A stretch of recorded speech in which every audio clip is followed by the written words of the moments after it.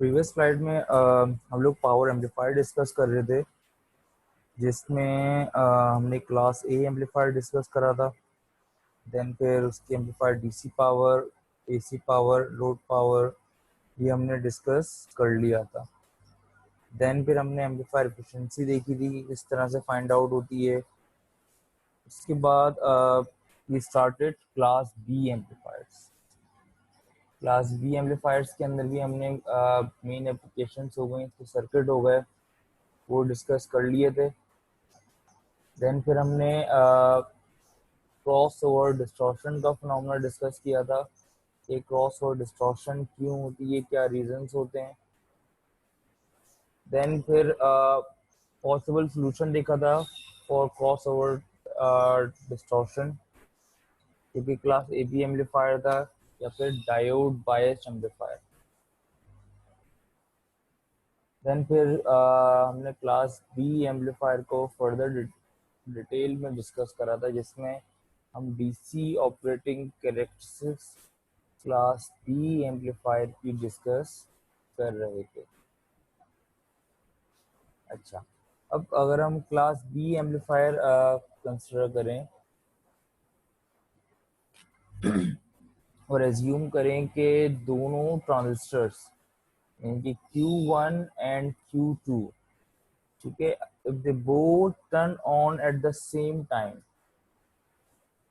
अगर ऐसी कंडीशन आ जाती है कि हमारे पास दोनों transistor at the same time on हो जाए, उस सिनेरियो में जो भी सप्लाई हमारे पास यहाँ पे होगी वो क्या होगी, वो डिवाइड होगी इक्वली बिटवीन बोथ ट्रांजिस्टर्स।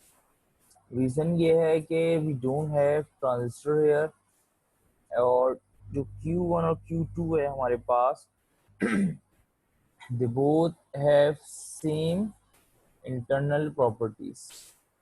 तो उस सिनेरियो में हमारे पास अगर देखा जाए तो वोल्टेज अक्रॉस ट्रांजिस्टर्स अगर देखेंगे हम, तो वो हाफ ऑफ VCC होगा, बिकॉज हाफ VCC जो है वो जाएगा Q1 पे, और रिमेनिंग हाफ VCC जो है वो जाएगा Q2 पे।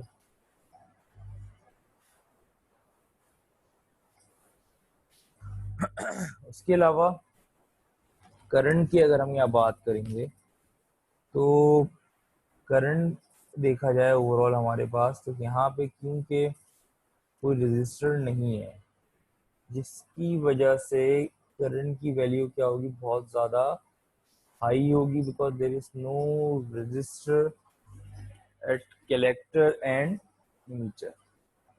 इंटरनल हमारे पास RC या RE डैश वगैरह होगा, तो उससे कोई ख़ास फर्क नहीं पड़ेगा फ्लो ऑफ करंट पे, बिकॉज वो वैल्यूज ऑलरेडी बहुत लो होती हैं।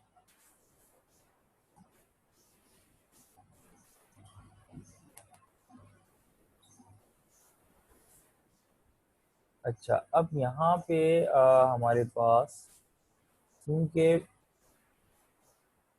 सिनेरियो कुछ इस तरह से आ रहा है कि जब हम यहाँ पे VCC अप्लाई करेंगे, तो जैसे पहले होता था कि भाई VCC जैसे जैसे आपका चेंज होता था, तो यहाँ पे हमारे पास फ्लो ऑफ करंट में भी डिफरेंस आता था। बट क्योंकि यहाँ पे हमारे पास इन दोनों ट्रांजिस्टर्स पे इक्वल ड्रॉप है और इन पे कोई चेंज प्रोड्यूस नहीं हो सकता, जिसकी वजह से हमारे पास जो डीसी लोड लाइन है वो क्या होगी, वो एक स्ट्रेट लाइन की तरह बिहेव कर रही होगी, बिकॉज हमारे पास जो वोल्टेज VCE है वो क्या रहेगा, वो हाफ ऑफ VCC ही रहेगा थ्रू आउट इट्स ऑपरेशन। कि भाई आप अगर करंट बढ़ भी रहा है तो उसकी वजह से वोल्टेज कम नहीं होगा, इट विल बी कांस्टेंट। तो इस सिनेरियो की वजह से हमारे पास यहाँ पे अगर आप देखें तो we have a vertical DC load line, ठीक है, this is for class B amplifier.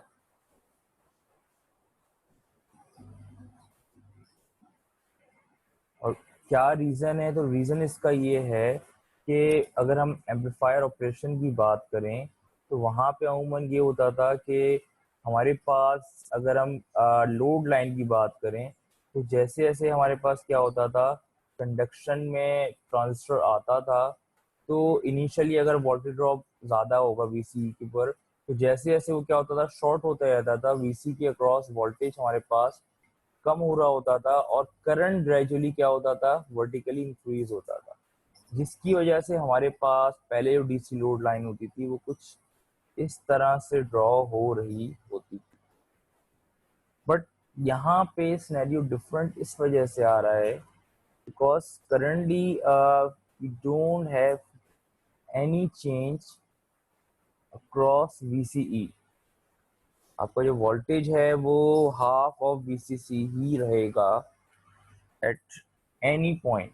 तो उसकी वजह से हमारे पास क्या होगा, क्योंकि वोल्टेज कांस्टेंट है, तो करंट क्या होगा, हमारे पास करंट ग्रेजुअली बस क्या हो रहा होगा, इंक्रीज हो रहा होगा।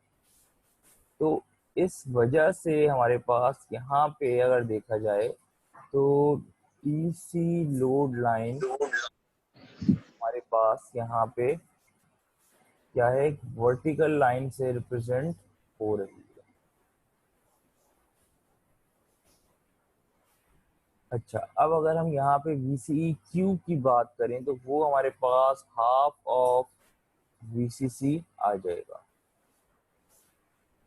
देन अगर अब हम यहाँ पे ICQ की बात करें तो वो हमारे पास, अगर हम Q पॉइंट के रेफरेंस से यहाँ पे देखेंगे तो क्योंकि इधर हम अगर देखते हैं तो हमारे पास करंट में कोई वेरिएशन नहीं प्रोड्यूस होने वाली, जिसकी वजह से हमारे पास जो ICQ है वो अप्रोक्सीमेटली 0 के बराबर होगा।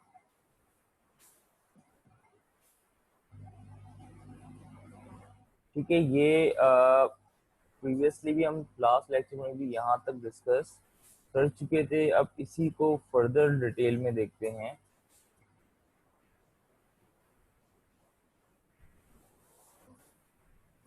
इसी तरह अभी हमने जैसे डीसी ऑपरेटिंग करेक्टरिस्टिक्स डिस्कस की हैं, in the same way we have AC operating characteristics.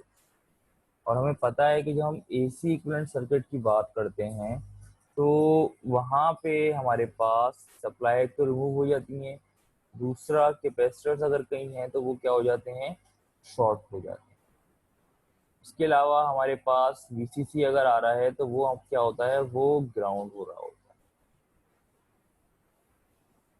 तो this is the AC equivalent circuit for class B amplifier, जहाँ पे हम देख सकते हैं कि एक यही पार्ट ऐसा है जो कि एज इट इज नजर आ सकता है। कैपेसिटर शॉर्ट हो गया है, Q1 और Q2 के बिटवीन हमारे पास RL था, तो वो हमारे पे नजर आ रहा है। Q1 भी क्या था, यहाँ पे ग्राउंड हो जाएगा। तो इस वजह से Q1, RL और Q2 तीनों यहाँ पे ग्राउंड होके कुछ इस तरह से शो हो रहे होंगे। और अगर इसको हम गौर से देखें तो they are in parallel now.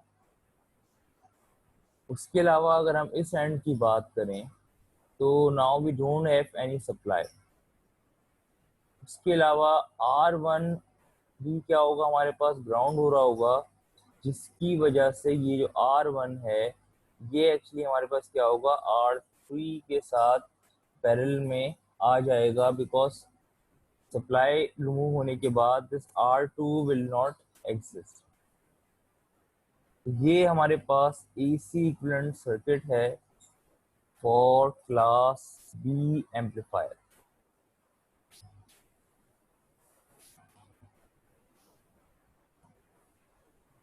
Then यहाँ पे अगेन हमारे पास क्या है, we have an AC load line. यहाँ पे बात हो रही है एसी वोल्टेज की। ठीक है, तो अब यहाँ पे जब हम एसी के रेफरेंस से बात करेंगे तो हमारे पास, हमें पता है कि मैक्सिमम अगर हम वोल्टेज की बात करें इस सर्किट के अंदर तो इन दो ट्रांजिस्टर्स की वजह से मैक्सिमम जो वोल्टेज VCE जो होगा हमारे पास इस एरिया के ऊपर, वो अगर हम देखते हैं तो वो वोल्टेज हाफ ऑफ VCC से ज़्यादा नहीं हो सकता। तो यहाँ पे भी AC लोड लाइन में एट एक्स एक्सिस इस पॉइंट पे जो VCE को रिप्रेजेंट कर रहा है, वी हैव VCC ओवर 2। इसी तरह अगर हम IC सैचुरेटेड की बात करें या मैक्सिमम करंट की बात करें जो कि इस सर्किट में फ्लो कर सकता है, तो वो हम निकालेंगे IC सेट जो होगा वो VCC over 2 into RL। Because जब सैचुरेशन करंट की बात कर रहे हैं ऑब्वियस हम मैक्सिमम वोल्टेज लेंगे। मैक्सिमम वोल्टेज सर्किट का हाफ ऑफ VCC होगा। इसके अलावा हमारे पास यहाँ पे RL आ रहा है।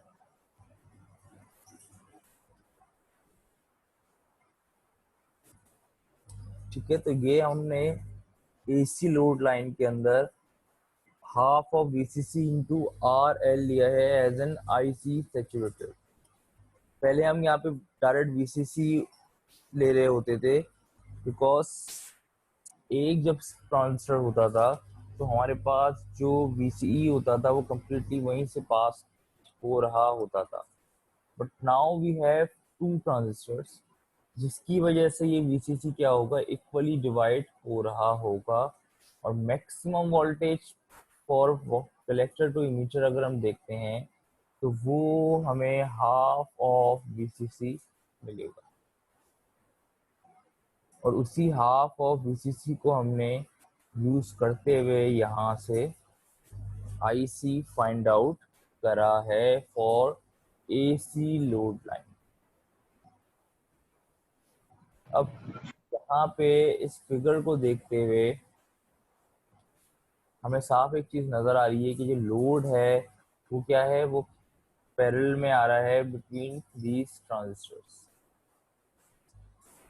जिसकी वजह से अगर हम कहें वोल्टेज अक्रॉस द लोड अगर हम देखते हैं यानी कि VL, तो VL एक्चुअली बराबर होगा चेंज इन VCE, यानी कि चेंज इन VCE हमारे पास जो यहाँ पे और इधर प्रोड्यूस हो रहा है होंगे दो वोल्टेजेस, तो इनके चेंज से हमारे पास क्या होगा, VL फाइंड आउट होगा। Then once we have VL, हम इजिली IL फाइंड आउट कर सकते हैं by change in VCE over RL। क्योंकि यहाँ पे ये AC इक्विवेलेंट पैरेलल में आ रहा है, इस वजह से इनपुट से जो भी सप्लाई आएगी उसकी वजह से जो भी चेंज आएगा VCE में वो एक्चुअली क्या होगा, RL के अक्रॉस आ रहा होगा। इस वजह से हमने यहाँ पे VL equal to change in VCE लिया है। देन यूजिंग ओम्स लॉ हमने IL equal to change in VCE over RL find out करा है। ठीक है, देन इसको फर्दर देखते हैं। तो जो भी इक्वेशंस हमने निकाली हैं, VL equal to change in VCE and IL equal to change in VCE over RL, तो ये वही इक्वेशंस यहाँ पे मेंशन हैं। नाउ अब यहाँ पे अगर हम देखते हैं VCEQ की अगर हम बात करें तो VCEQ एक्चुअली हमारे पास था हाफ ऑफ VCE। प्रीवियसली हमने देखा था, अगर हम यहाँ पे देखें ये हमने यहाँ पे निकाला हुआ था VCEQ which is half of VCC।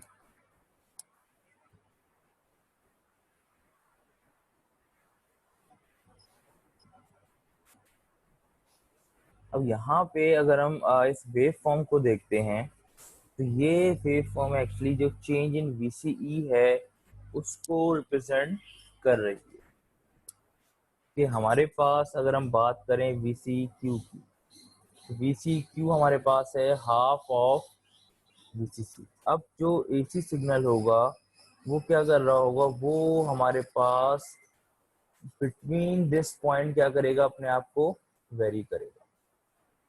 तो वेरी करेगा तो मैक्सिमम हो जाएगा VCC पे, और मिनिमम साइड पे अगर हम देखेंगे तो यहाँ पे ये क्या होगा, 0 लेवल आ रहा होगा। यहाँ देख सकते हैं ये जो AC वेव फॉर्म है ये एक्चुअली क्या हो गया है, ये हमारे पास इस DC पॉइंट की वजह से, एक ऑफसेट की वजह से ये क्या हो गई, ये ऊपर से स्टार्ट हो रही है।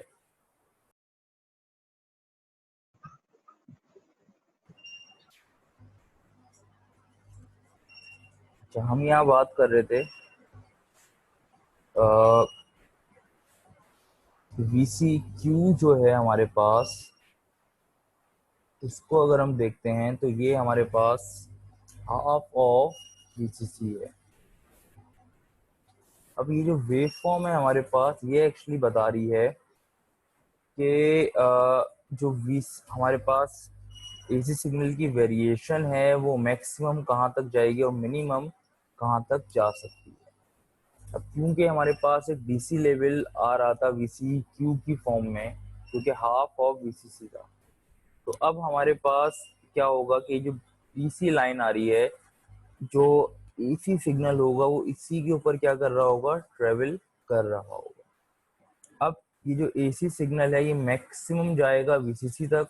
अगर AC सिग्नल की का एम्पलीट्यूड इससे ज़्यादा होता है तो वो क्लिप हो जाएगा, और इसी तरह मिनिमम ये जो है कहाँ तक जाएगा, ग्राउंड लेवल तक जाएगा। और अगर इसी तरह नेगेटिव, अगर वही बात है एम्पलीट्यूड अगर ज़्यादा है तो वो पार्ट भी हमारे पास यहाँ पे भी क्या हो रहा होगा, क्लिप हो रहा होगा। अब यहाँ पे हमारे पास ये जो वेरिएशन आ रही है, यानी कि फ्रॉम VCQ टू VCC, तो इसको हम लोग चेंज इन VCC का नाम दे रहे हैं। अब ये चेंज इन VCC किस तरह से निकलेगा कि अगर मैं VCC में से VCQ, क्योंकि ये पार्ट है मेरा चेंज वाला, तो अगर मैं इस टोटल यानी कि यहाँ तक है VCC, तो अगर मैं VCC में से ये वाला एरिया क्या कर दूं, माइनस कर दूं, नीचे वाला पूरा यहाँ तक, तो रिमेनिंग एरिया मुझे ये वाला फाइंड आउट हो जाएगा। तो इसी वजह से हम यहाँ चेंज इन VCE को लिख सकते हैं VCC minus half of VCC। Half of VCC actually represent कर रहा है VCE Q को। तो इस तरह से हमारे पास यहाँ पे change in VCE find out हो जाएगा। मैं फिर बता देता हूँ, चेंज इन VCE इस तरह से फाइंड आउट होगा कि हमारे पास मैक्सिमम अगर पीक को देखें VCC वो ये है, ठीक है। अब मैं अगर इस टोटल VCC में से, यानी कि यहाँ से लेके यहाँ तक VCC फिलहाल नजर आ रहा है, अब मैं इस टोटल VCC में से अगर ये नीचे वाला एरिया क्या कर दूं, सब्ट्रैक्ट करा दूं, तो रिमेनिंग मेरे पास सिर्फ ये एरिया बच जाएगा। तो इस एरिया को हम क्या कर सकते हैं, कंसिडर कर सकते हैं as a change in VC। तो वही यहाँ पे हमने फॉर्मूला यूज किया है, change in VC equal to VCC minus half of VC।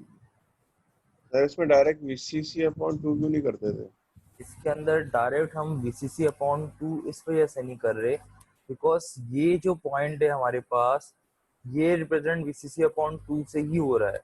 But सिर्फ अगर हम देखें इसको कि डेरिवेशन पर्पस के लिए अगर हम पहले इस एरिया को फाइंड आउट करें, देन फिर हम इसको VCC ओवर 2 के ऊपर बात करें तो बेहतर होगा। सिर्फ ये रीजन है। अब मैं अगर डायरेक्ट यहाँ पे कहता कि भाई ये जो मेरे पास बीच वाला एरिया आ रहा है दिस इज VCC ओवर 2, तो इसके ऊपर शायद सब कंफ्यूज होते हैं कि सर VCC ओवर 2 तो ये पॉइंट था ना, फिर ये एरिया किस तरह से VCC ओवर 2 हो गया। तो उसके लिए ये स्टेप बाय स्टेप ये कंडीशन बतानी जरूरी है। अब यहाँ पे अगर नोट करो तो चेंज इन वीसीई बराबर हो रहा है हमारे पास वीसीसी माइनस वीसीई क्यू, यानी कि वीसीसी अपॉन 2। अब अगर मैं टोटल वोल्टेज में से ये वीसीसी अपॉन 2 निकालूंगा तो ऑब्वियस है कि अदर हाफ जो होगा वही यहाँ पे बच रहा होगा। तो भाई वीसीसी में से अगर हाफ वीसीसी निकाल दूंगा तो हाफ वीसीसी आएगा ना यहाँ पे। तो देखा जाए तो ये वीसी क्यू क्या है, ये हमारे पास वीसी क्यू इसीलिए लिखा हुआ है बिकॉज जो यहाँ से सब्ट्रैक्ट करके हमारे पास आंसर आएगा वो हाफ ऑफ वीसीसी आएगा या वीसीसी अपॉन 2 ही आएगा। ठीक है, बट डायरेक्ट लिखते तो शायद किसी को ये कंफ्यूजन होती कि ये कंडीशन यहाँ पे किस तरह से वर्क कर रही है। तो इस वजह से ये स्टेप यहाँ पे शो करना जरूरी था। अदरवाइज यहाँ पे देखें तो ये चेंज इन वीसीई हमारे पास एक्चुअली बराबर हो रहा है वीसीई क्यू के। तो ये हमारे पास उस हिसाब से क्या है, सही आ रहा है।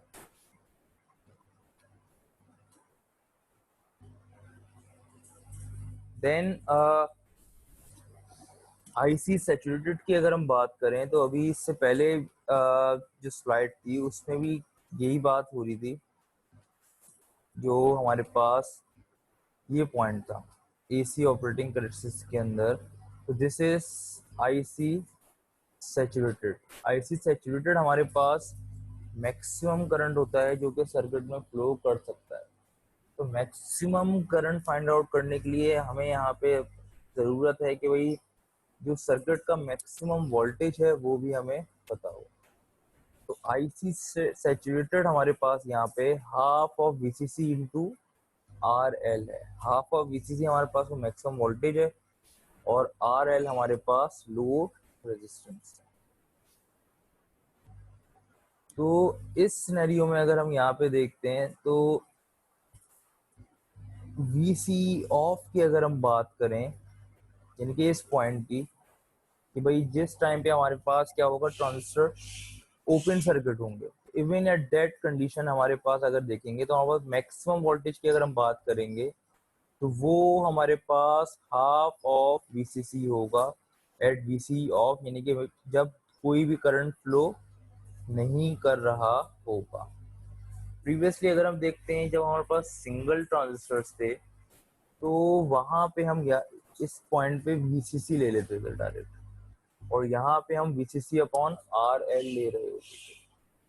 बट क्योंकि यहाँ पे दो ट्रांजिस्टर्स हमारे पास यूज हो रहे हैं और जो भी वोल्टेज होगा वो क्या होगा सीरीज कनेक्शन की वजह से इक्वली डिवाइड हो जाएगा। इस वजह से यहाँ पे वीसी ऑफ हमारे पास आ रहा है हाफ ऑफ वीसीसी।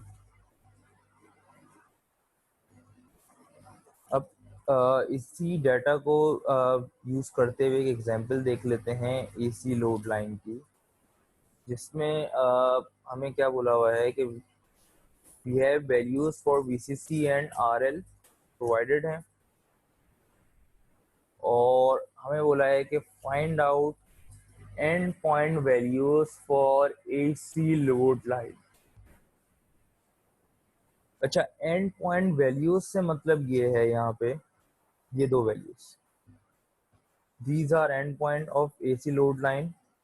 तो हमें यहाँ पे एक्चुअली वीसी ऑफ की वैल्यू और आईसी सैचुरेटेड की वैल्यू फाइंड आउट करनी। तो वीसी ऑफ की अगर हम बात करेंगे तो वो तो हमारे पास हाफ ऑफ वीसीसी होगा यानी कि 5 वोल्ट। उसके बाद अगर हम बात करते हैं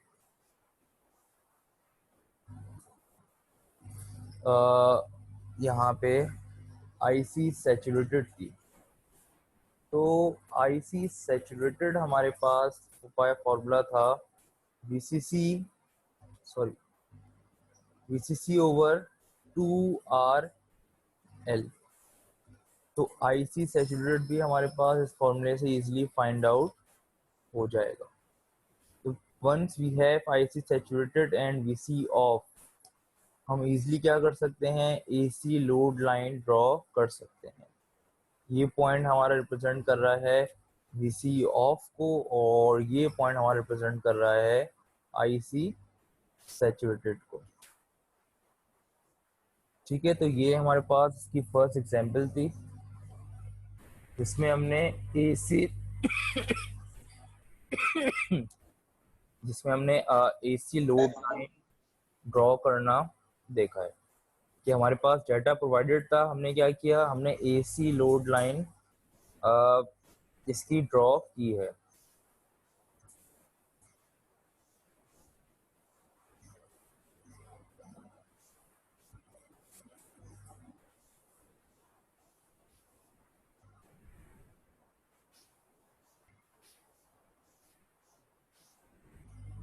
ठीक है, तो इस एग्जाम्पल में आई होप किसी को कोई कंफ्यूजन नहीं होगी, बट स्टिल अगर किसी को है कोई क्वेश्चन तो वो प्लीज मुझसे पूछ सकते हैं। ठीक है, इस एग्जाम्पल के अंदर अगर किसी को कोई भी कंफ्यूजन है तो वही पूछ लें। हमने यहाँ पे just AC load line draw की है by finding out IC saturated and VCE of. IC saturated हमारे पास था वीसीसी ओवर 2RL, और वीसी ऑफ हमारे पास था हाफ ऑफ वीसीसी। जस्ट हमने ये कंडीशन यूज करते हुए एसी लोड लाइन यहाँ पे क्लास बी एम्पलीफायर की बनाई है।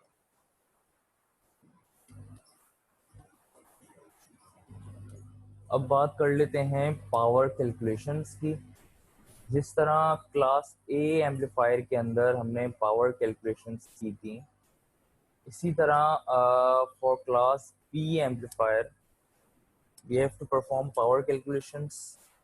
अच्छा, फॉर्मूले की अगर हम बात करेंगे तो जो फॉर्मूले हम लोगों ने क्लास ए एम्पलीफायर के लिए ड्राइव किए थे, सेम वही फॉर्मूले यहाँ पे भी एप्लीकेबल होंगे।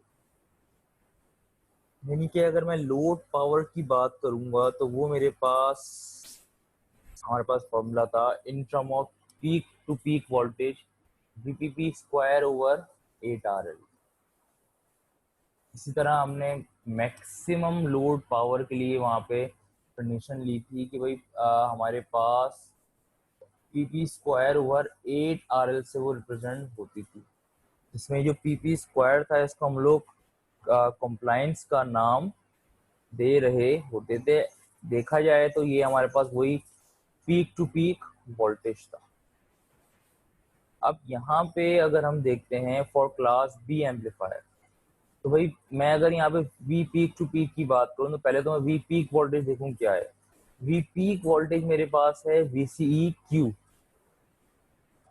ठीक है, अब अगर मैं यहाँ पे पीक टू पीक वोल्टेज की बात करूंगा, it means it must be twice of VCE Q. तो हमारे पास यहाँ पे जो PP है ये बराबर हो जाएगा 2 VCE क्यू के, और VCE क्यू हमारे पास बराबर था हाफ ऑफ VCC के। तो यहाँ पे अगर मैं VCE क्यू की जगह हाफ ऑफ VCC मेंशन कर दूं तो ये 2 और 2 क्या हो जाएंगे, कैंसिल आउट हो जाएंगे, और एट दी एंड हमारे पास क्या होगा, VCC आ जाएगा। तो ये VCC ही हमारे पास क्या होगी, actually peak to peak voltage कहलाएगा।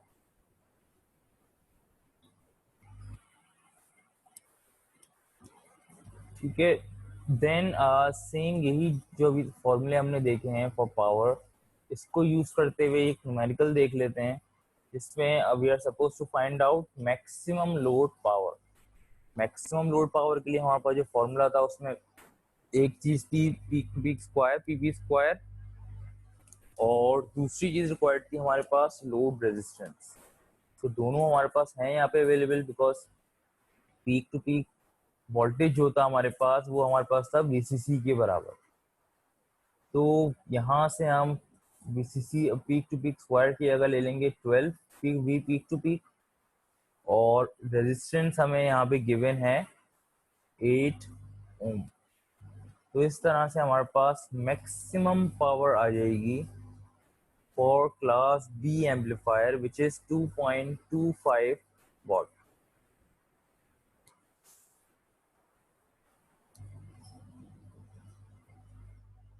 अच्छा, उसके बाद अगर हम टोटल पावर की अब बात करें, जिस तरह प्रीवियसली हमने देखा था क्लास ए एम्पलीफायर में कि एक तो हमारे पास आ गई मैक्सिमम पावर, यानी कि पावर अक्रॉस द लोड आ गई, बट उसके अलावा हमारे पास एक और पावर है जो कि हम एक्चुअली सप्लाई कर रहे हैं, जिसको हम लोग पी एस से रिप्रेजेंट करेंगे, पावर सप्लाइड।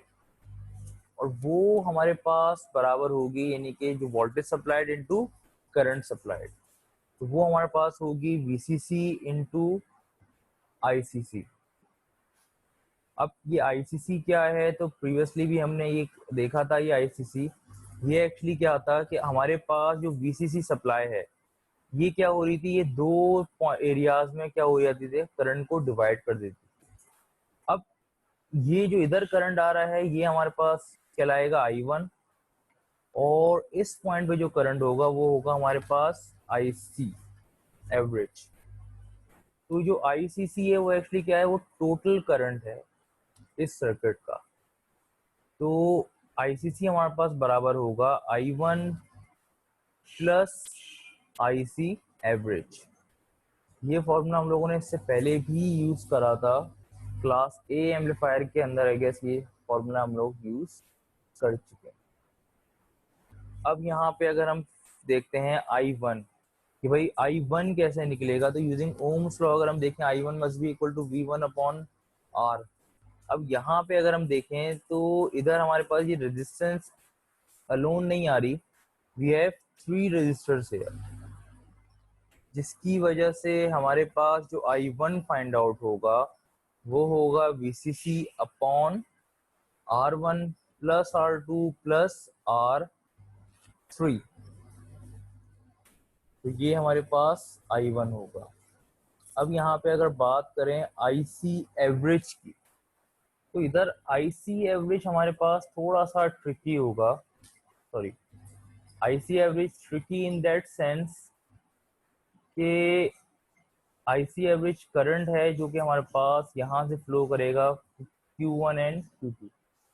अब इधर अगर हम नोट करें तो एक हाफ साइकिल पे Q1 वर्क ऑन होगा, एक हाफ साइकिल पे हमारे पास Q2 ऑन हो रहा होगा।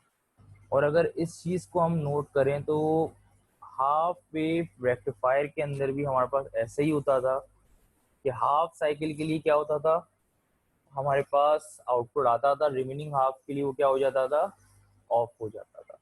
तो मैं अगर इस Q1 को नोटिस करूं तो ये फर्स्ट हाफ साइकिल के लिए आएगा, नेक्स्ट हाफ साइकिल के लिए क्या हो जाएगा, ऑफ हो जाएगा। फिर थर्ड हाफ साइकिल आएगी उसके लिए आएगा, then again next half cycle के लिए ऑफ हो जाएगा। तो इस वजह से हम यहाँ पे IC एवरेज को ले सकते हैं I पीक अपॉन पाई, कि भाई जो भी हमारे पास मैक्सिमम करंट होगा, पीक करंट होगा यहाँ पे इस पॉइंट पे, उसको डिवाइडेड बाय पाई कर दें। कि पाई कहाँ से आया है, तो क्योंकि ये एक हाफ वेव रेक्टिफायर को क्या कर रहा है, रेप्लिकेट कर रहा है ये एरिया, तो इस वजह से हमने हाफ वेव रेक्टिफायर की इक्वेशन डायरेक्टली यूज कर ली, क्योंकि हमारे पास होती थी IC एवरेज हम यहाँ पे यूज कर रहे हैं, तो वो है 0.318 ऑफ आई पीक, या फिर हमारे पास वी एवरेज होता था, वी आउट एवरेज होता था वहाँ पे 0.318 ऑफ वी पीक। ये हमने यहाँ पे उसी को फाइंड आउट करा है। ठीक है, ये अभी हम IC एवरेज तक ही इस लेक्चर को पॉज कर रहे हैं। ठीक है।